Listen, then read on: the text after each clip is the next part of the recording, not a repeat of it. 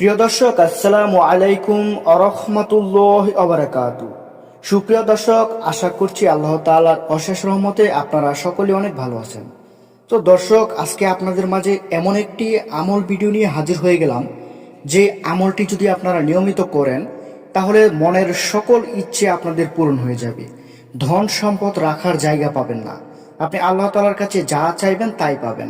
আল্লাহর কসম করে বলছি, কোনো বান্দা যদি নেক উসিলায় আল্লাহ তাআলার আমল করে এবং আল্লাহ তাআলার কাছে কোনো কিছু চাই, তাহলে আল্লাহ তাআলা ওই বান্দার সমস্ত মুশকিল আসান করে দেয় এবং সে যা চায় তাই পায়। মনের সকল ইচ্ছা পূরণ করে দেয় আল্লাহ তাআলা। ধন সম্পদ রাখার জায়গা পায় না, এত ধন সম্পদ আল্লাহ তাআলা তাকে দান করে। তো আসুন জেনে নেওয়া যাক কি সেই আমল, যেই আমল করলে আল্লাহ তাআলা তাকে সচ্ছলতা দান করে। প্রিয় দর্শক, আল্লাহ তাআলা বলেন, নিশ্চয়ই মানুষকে সৃষ্টি করা হয়েছে অস্থির করে। যখন তাকে বিপদ স্পর্শ করে তখন সে হয়ে পড়ে অতিমাত্রার উৎকণ্ঠিত। তাই আল্লাহর রহমত থেকে নিরাশ হওয়া যাবে না, সর্বাবস্থায় আল্লাহকে স্মরণ করতে হবে। আল্লাহর দয়া ও অনুগ্রহের চাদর সবসময় আমাদের আবৃত করে রাখেন।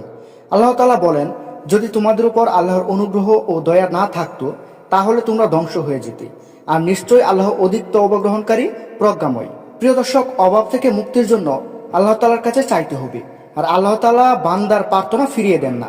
আল্লাহ বলেন, আর তোমাদের রব বলেছেন, তোমরা আমাকে ডাকো, আমি তোমাদের জন্য সাড়া দেব। নিশ্চয় যারা অহংকার বশত আমার ইবাদত থেকে বিমুখ থাকে তারা অচিরেই লাঞ্ছিত অবস্থায় জাহান্নামে প্রবেশ করবে। প্রিয় দর্শক, জীবনে ইচ্ছা পূরণের অনেক উপায় খুঁজে বেরিয়েছেন, মনের আশা পূরণ করতে অনেকের কাছেই গিয়েছেন, গলায় তাবিজ ঝুলিয়েছেন, পীরের পা ধোয়া পানি খেয়েছেন, অনেক কষ্টে অনেক সাধনা করেছেন, সবকিছু থেকে বিফল হয়ে নিরাশ হয়ে পড়েছেন। অথচ এটা ভাবেননি যে মহান আল্লাহ ও তার রাসূল সাল্লাল্লাহু আলাইহি সাল্লামের ব্যাপারে কি বলেছেন। হাদিসে এসেছে, একবার হযরত আনাস রাদিয়াল্লাহু আনহু রাসূল সাল্লাল্লাহু আলাইহি সাল্লামের সঙ্গে বসা ছিলেন।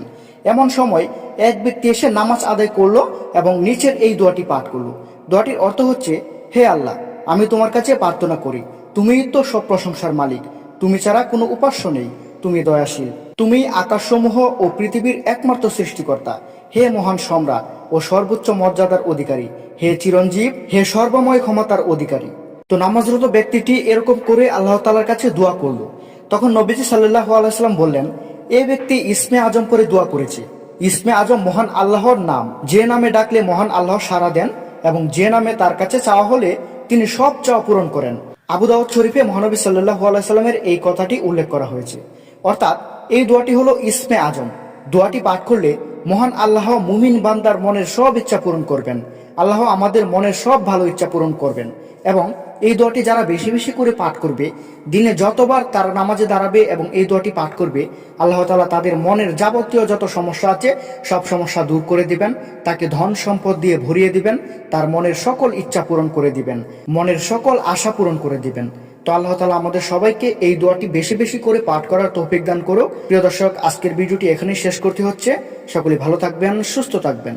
আসসালামু আলাইকুম, আল্লাহ।